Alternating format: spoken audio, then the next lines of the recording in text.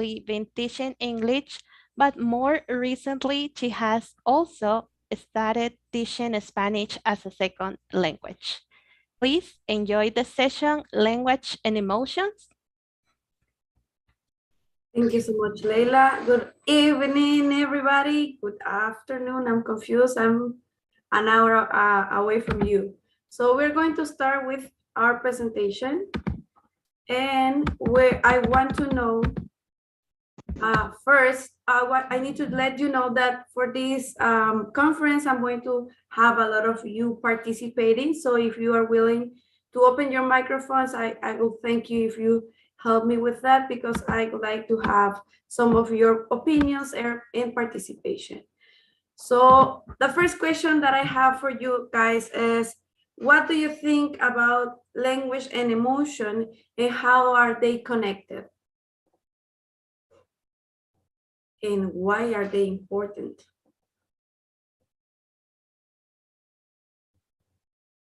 Any idea?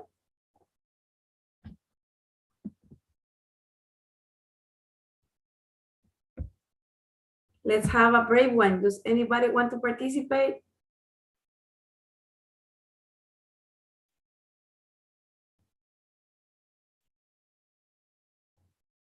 Okay, so we're going to move on.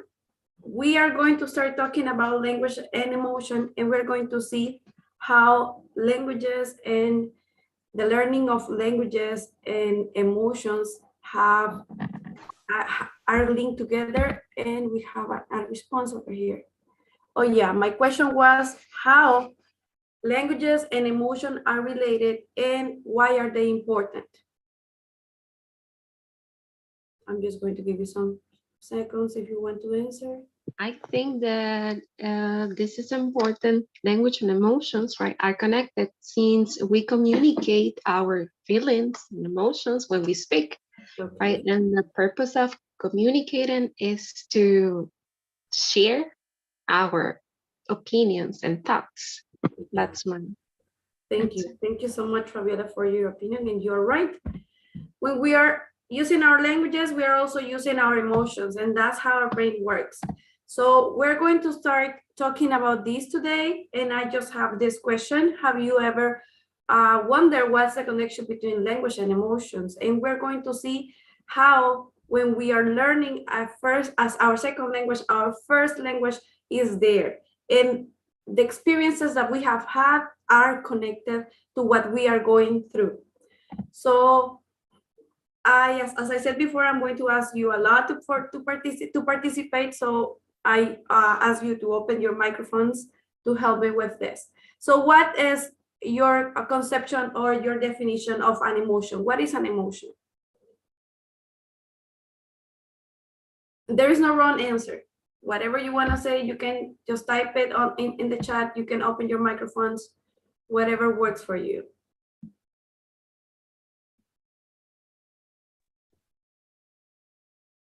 We all have experienced emotions. What is an emotion?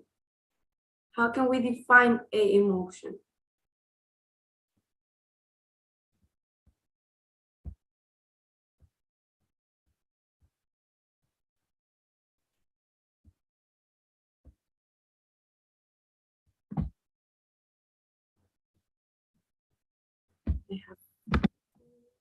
It is a feeling. Oh yeah, you're right. It is a feeling. And yeah, when we are experiencing an emotion, we are having an emotion is a chemical reaction that goes on the brain, and we also feel it through our body due to some stimuli that we receive. On the other side, we can also say that emotions are abstract, which means that we cannot touch them, but we can feel them. Okay, let's move on. So what factors can influence can influence L2 language acquisition? We can start talking about age. Age is a big factor. Why? Because whenever we are learning a language, you know, there is a certain stage when we are able to learn our language in a natural way, in a way that we are not worried about what others are thinking. But whenever you start learning a language and you are a teenager or you are an adult, you are having more thoughts, and that's due to age. Another factor can be motivation. And you know, when you're a child, you don't need motivation. You can just go ahead and learn because that's what you're going to school. But when you're an adult, when you're a teenager, you need motivation.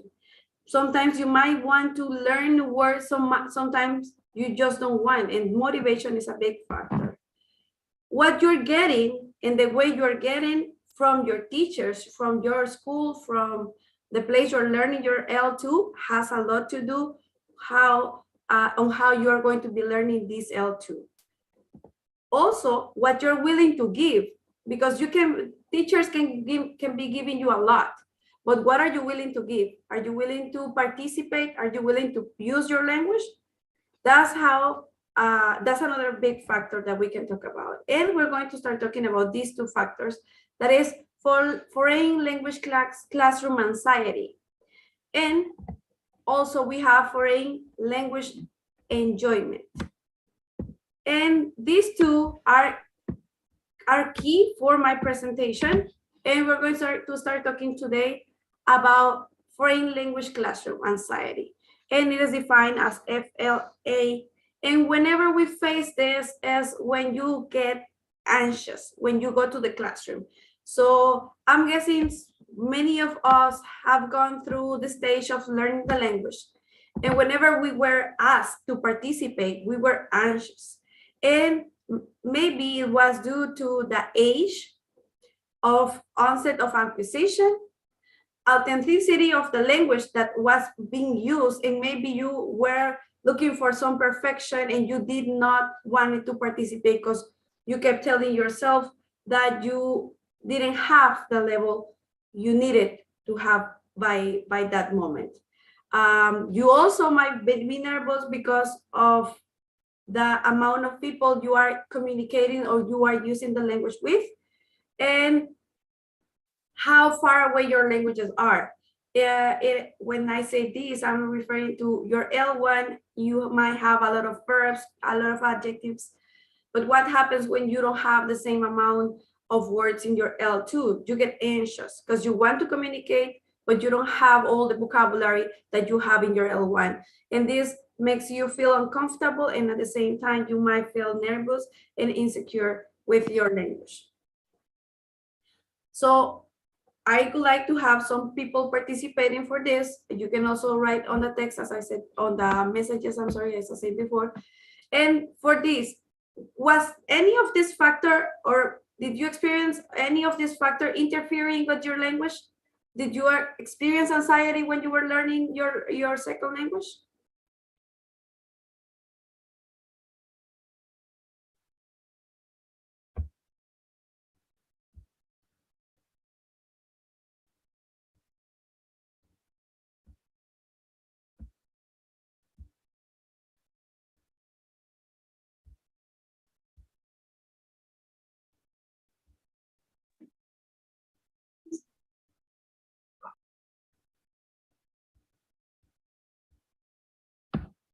Okay, so I'm guessing most of us have experienced some anxiety whenever we were learning our languages. I just mentioned this. And why does foreign language matter?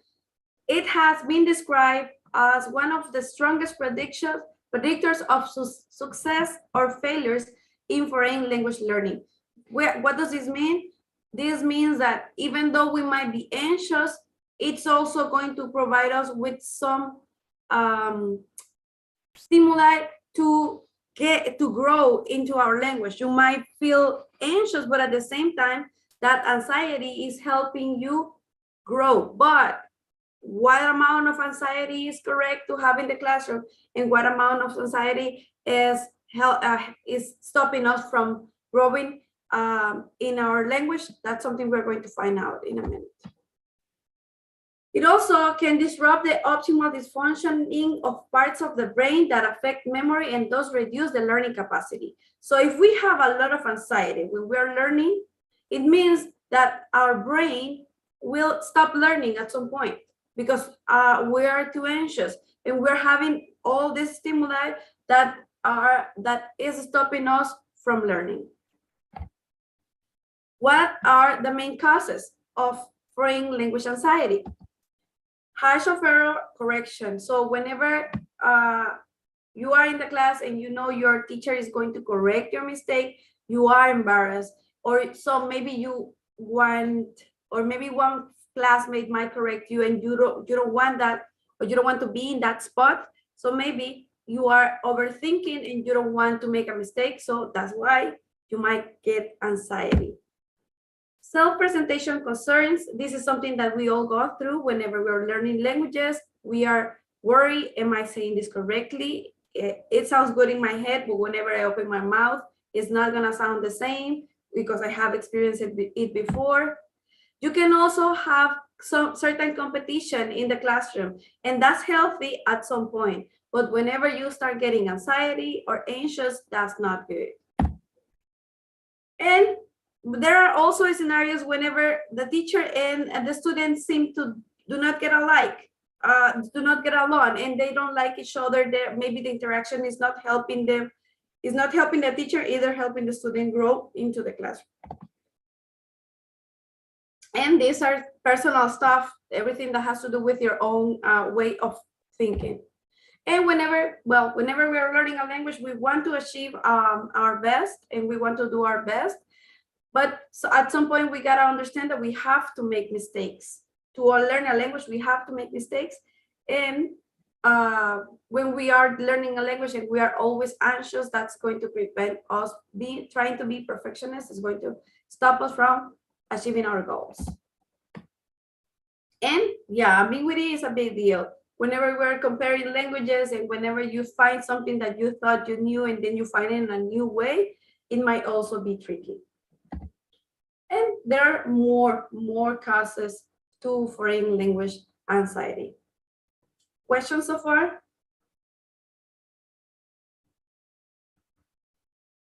Después, Andrés. I couldn't get that, I'm sorry.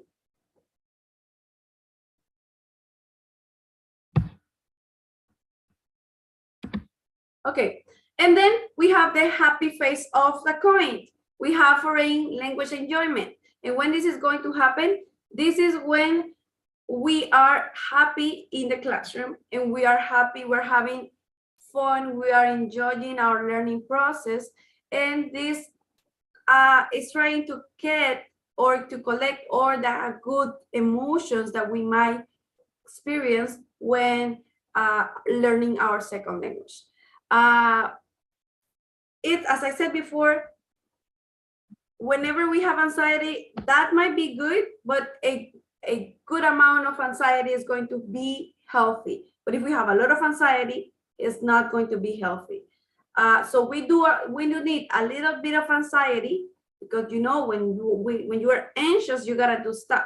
But if you are too anxious, that anxiety is going to prevent you from doing stuff. So why does foreign languages enjoyment matter? Positive emotions such as enjoyment are associated with better learning. That's the biggest deal. If you are happy in a classroom, and I want you to go back to your learning experience, when you were having fun in the class, you were happy to be there, you enjoyed the teacher, you enjoyed the relationship you had with your classmates, and you were happy to be there. And simply because you were having a good moment, a good time, you were able to learn more. But we also need to find out what are some factors that underline foreign language anxiety and foreign language enjoyment. And we're going to look at some of them right now. So we have factor 1 for foreign language anxiety. So whenever you have social aggression, worry, physical manifestation of anxiety in the classroom. And we have the example of a student. She's a female, 15 years old, and she says, we have a cover teacher, so I knew we will not have to speak French. Relieved and no longer anxious. I could relax. So this is telling us that whenever the owner of the class was there, this student was shocked because she had to speak and she was nervous and she did not like it. So they have a sub this day and she was happy. She didn't have to use her French and she could relax. And that's a clue word that she's using. She could relax. Then we have foreign language enjoyment, and this is social. Positive feelings, encouraging peers, nice teachers, and supportive environment. So this is a female woman that's 42. She said the atmosphere is great and all members feel comfortable speaking Italian. What's more, we laugh a lot, which is in my opinion very important when learning a language. Some people do feel comfortable when they have this nice environment. Some others prefer to be by themselves, but this person feels happy when the social environment helps her learn. We also have positive, and this is a foreign language enjoyment private. This is from the private experience. And then it says experience of private enjoyment and accomplishment. Female, 20 years old, being able to answer the really hard questions gives me a great sense of satisfaction and gratification for the work I put in. This way, you know you are not doing all the exercise for now. So when you are learning a language and you are struggling with something and you are able to achieve or to answer that hard question, you get that excitement, that happiness that you did something that was hard and that you did it by yourself, which is great. What do you think of these factors? We're talking about foreign language anxiety, foreign language enjoyment, social, and foreign language enjoyment, private. Can I have some participants, please? Have you ever experienced something like this? Did you ever have classroom anxiety? Did you have enjoyment in the social part or in the private part? You can just write it on the chat if you want.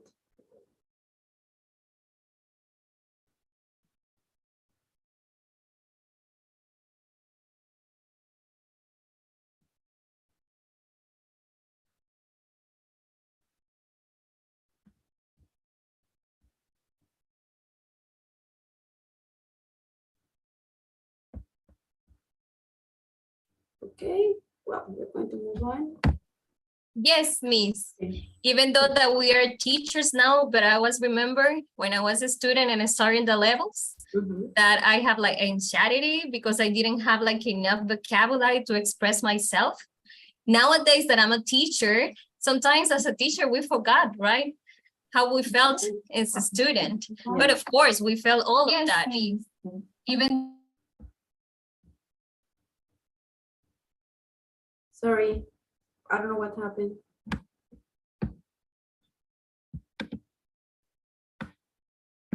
a teacher, sometimes as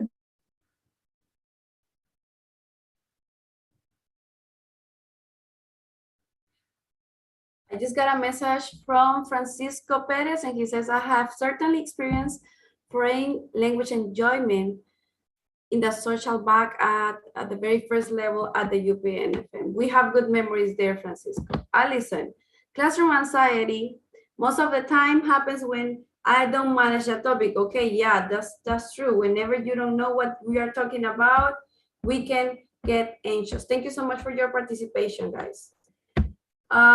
Let's move on. Does foreign language enjoyment and foreign language anxiety can relate to the individual teacher? Let's list some pedagogical practices that contribute the classroom anxiety. So I would like to have some participants on the chat. You can open your microphones, whatever works for you. What are some of the things that do you think increase the anxiety in our classroom. And now at this point, we're thinking as students, right? You can go back to those days when you started. What were those things that made you feel anxious and maybe nervous, stress?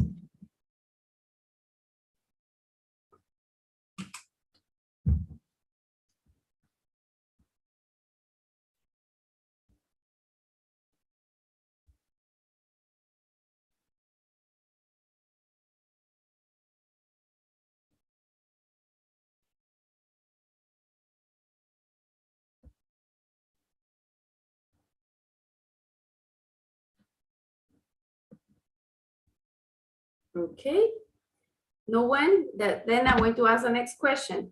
Let's list some pedagogical practices that contribute to the classroom enjoyment. Maybe you want to talk about this one. This seems to be kind of more enjoyable.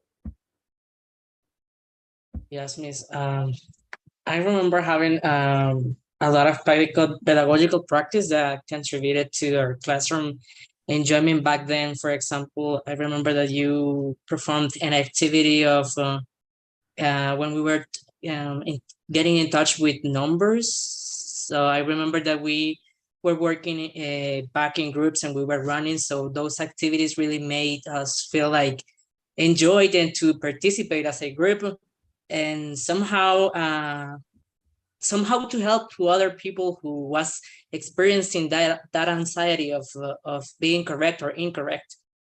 Thank you so much, Francisco, for bringing me back those memories. Yeah, having fun in the class reduces the anxiety level, and yeah, that's a good one. We also have Stephanie says that communicative activities. Yes, whenever we have communicative activities, that allows the student to use the language they are learning, and also they are more comfortable using their skills.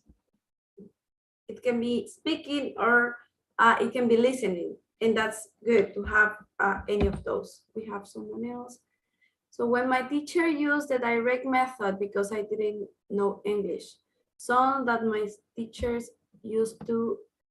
my teacher used. This message was sent from Genesis. Okay, that's good. That's a good one.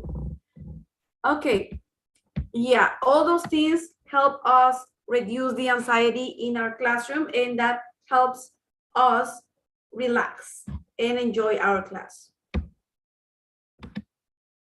But we're going to look at the other face of the coin. We are teachers. Most of us are teachers now, and we're going to see what happens with us. We have feelings too.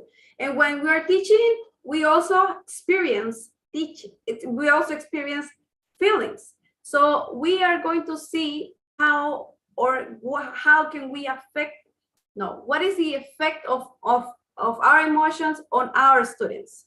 So it says, reflect first on your experience as students. So we have done this so far. And I want you to go back as a student. Do you remember any teacher with salient emotions?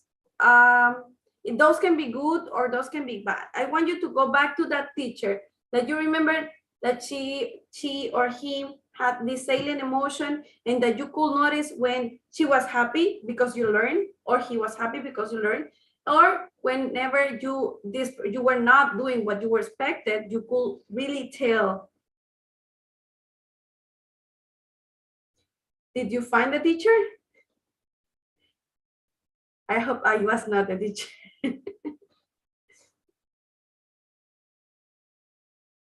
And I need to know, as I said before, you can write it on the chat. I need to know, how did this affect your learning process? Did you feel, or did you not, whenever you notice your teacher was getting angry, getting mad, getting upset, did you feel like you wanted to be in the classroom? Or whenever you saw the happy feelings from their teacher, were you excited to be there? Were you willing to be there? Did you want to be there?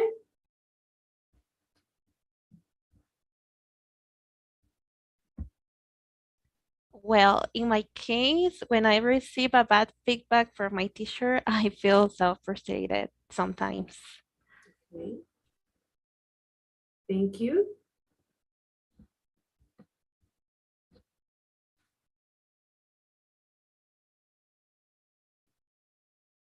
Yes, Oscar, you can go. Hello, Miss. Well, it sometimes depends of the also of the behavior of the student and their feelings, because sometimes you arrive to the classroom very positive and you are emotional with a lot of activity, but then the student have like they have negative feelings or negative emotion. So you have to play with them which one is better. And those cases, I have a teacher that they have good positive emotionally and activity. He was positive. Well, we as a student were like a little bit like down. But he was from the from the not to the top, from the bottom to the top, and he was increasing the emotionally of or as a student. You know, he was increasing, and that I learned how can I get those positive feelings getting to the classroom and use it as a tool if they are down, so I can pull them up a little bit, step by step, until they get excited and say, oh, wow. In the beginning of the class, I was so anxious and depressed that I'm feeling now when the class finished, I feel excited and happy. So that happens something when you got some strategy to involve in the class. Yeah, you're right. Thank you so much for your participation, Oscar. And you're right. This is something we all have experienced. Whenever we were students, sometimes we were down and sometimes we didn't want to be in the classroom. But if we had a teacher that knew how to help us with our emotions, this person could take us from the bottom up. And that was great. And I'm happy that you, Oscar, are able to use the strategies you learned from this teacher and now you're using them in your classroom. How can we measure our teacher emotions? What methods can we use to collect or to gather some data whenever we need to see how we can measure our teachers in general, all the teachers' emotions? How can we do this? What methods can we use? If you want to know if a teacher gets mad in certain situation, if you want to know if a teacher gets happy in certain situations, what are you going to do? What can you do to find out?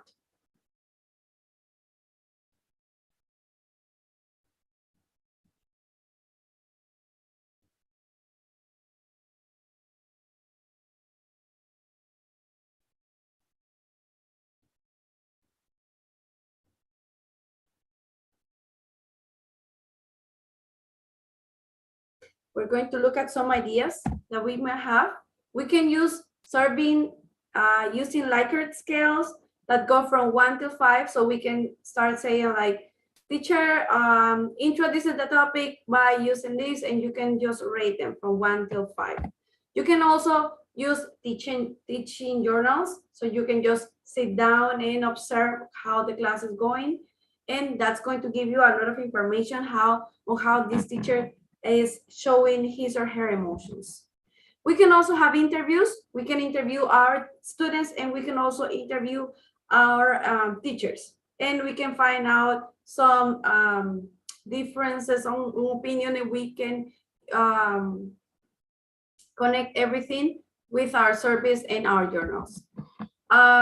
Next, we're going to talk about what happens. This study that was done in 2019 by Mendez Lopez, and he worked on how emotion of pre-service enjoyment in foreign language teachers during English as a foreign language, teachers during practical. So this was done here in the US, and he found out that most frequent positive emotions that are found or that they are able to be seen in teachers are joy, happiness, and satisfaction. And the most frequent negative emotions that we are going to see are despair, insecurity, frustration, worry, and stress. And if you see, we have more negative emotions than positive emotions. And these emotions were attributed to three major themes: students' behavior and attitudes, just like what Oscar said. If students do not want to pay attention, if they have a bad attitude, they are going to be reflected on us, and we might react, and then we might have a salient emotion.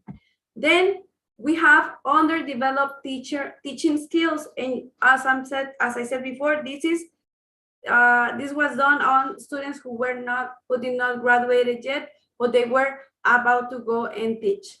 And then beliefs about teaching and learning. And this is something that might affect us as well. Sometimes we might have a perfect plan, and we want our students to follow it, to follow every step that we have.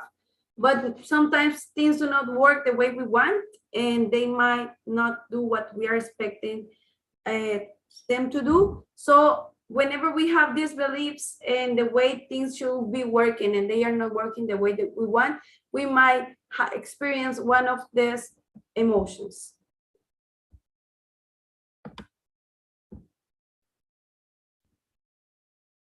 Okay. Let's see.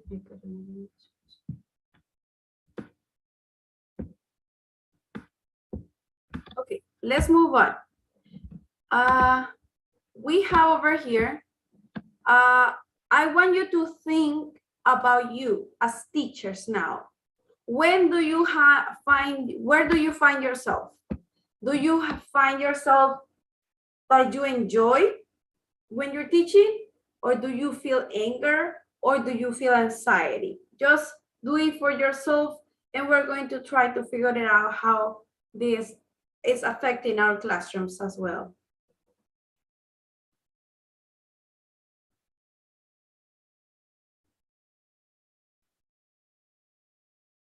Breath.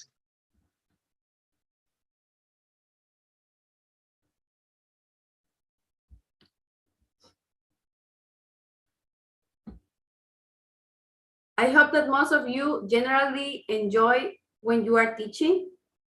And sometimes you might often have reasons to be angry whenever you teach, and that's fine. You enjoy your time with your students. That's good.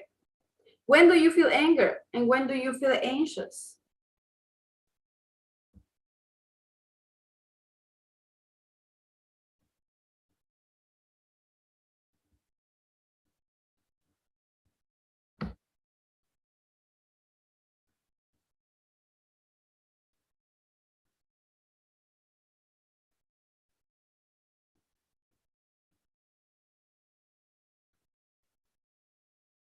Okay, moving on.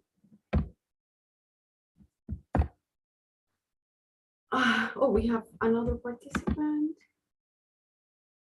When we lose the control of the group, yeah, that's one. You either can feel angry or you can be anxious, and that's fair.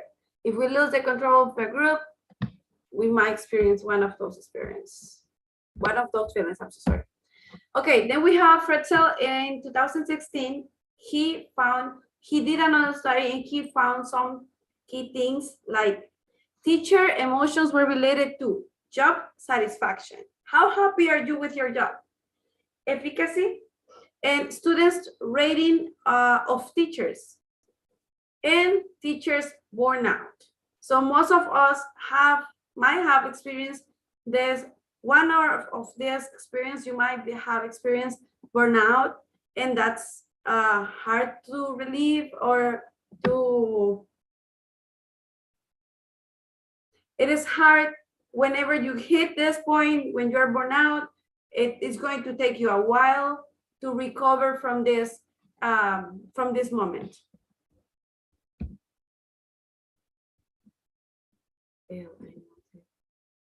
Yeah, I know that feeling. Whenever your students know and they do not seem to, I mean, they fail and you know they know, but they fail. That's a feeling that we get, and you might get upset. You might get what was the other word that we have? You might get anger. We might say anger. Anger might go there on their upset as well.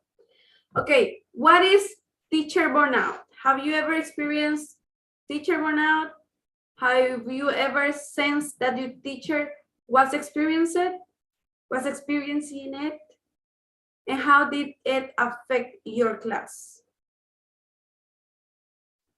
You can participate if you want.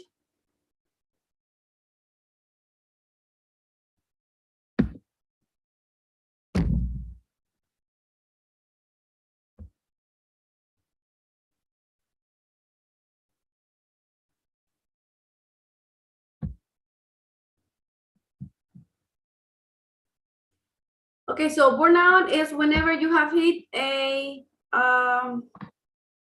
okay, according to taken in 2021, investigated the relationship between teacher exhaustion, burnout, student perceptions of class. The results say teacher and students burnout symptoms are intertwined, I'm sorry. So it means that they are linked together. Higher levels of teacher burnout correlated with higher levels of cynicism among students. However, teacher exhaustion is not related to a student's perception of teacher support. So we gotta be careful whenever we are experience burnout, because we all are human. We all can go through all these feelings. We can experience them, but we gotta be careful how we are reaching our students when we are facing these difficult moments. Teachers who reported frequently genuinely experienced their positive emotions were effective, felt related to their students, were mentally healthy, satisfied with their jobs, and had low levels of emotional exhaustion. And most of the time, we do not really say what our really emotions are. Sometimes we just pretend to be okay, and that's what teachers do. We just go with the flow. Teachers who reported frequently genuinely experienced their negative emotions had low teaching self-efficacy beliefs, poor mental and physical health, were emotionally exhausted and unsatisfied with their jobs. So these were the ones who reported the negative emotions. And teachers who reported frequently faking positive and negative emotions exhibited poor physical health and were emotionally exhausted. And furthermore, frequently hiding negative emotions were linked to poor mental and physical health and emotional exhaustion. However, hiding emotions is unrelated to emotional exhaustion. So sometimes it's better to continue doing what we do, hiding our emotions and trying to do our best in our classrooms. Lastly, why are emotions relevant in the classroom? They guide students' learning behavior. Enjoyment fosters self-regulated learning and have an impact on achievement outcomes. Anxiety hinders achievement. Math, for example, we have an example here. Math makes me anxious. Emotions can come to be associated with entire subjects that impact future choices, learning options, careers, and so on. And then we have emotional transmissions, characteristics of teaching, like the way the teacher delivers the material, the level of clarity and organization, the enthusiasm the teacher exhibits, may be predictors of the students' academic emotions in the classroom. The way the teacher feels and expresses emotions can impact the way students in turn feel. Thank you so much for being here. And I don't know if you guys have questions.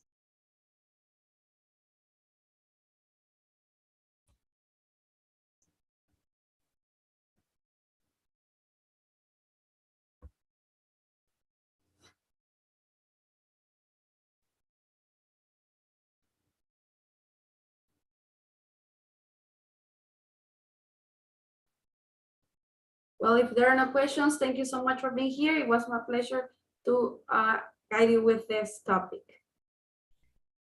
All right, so we really appreciate your presentation, language and emotion. Thank you for being with us, Gladys Alicia Rodriguez.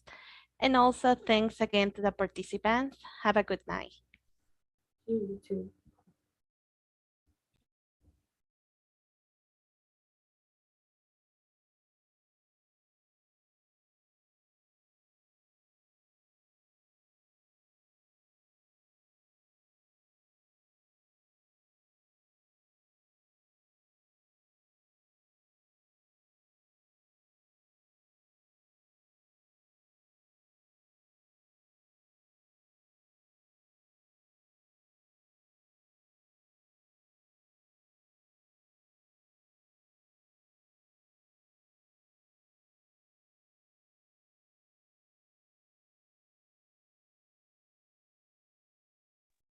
Thank you, Leila.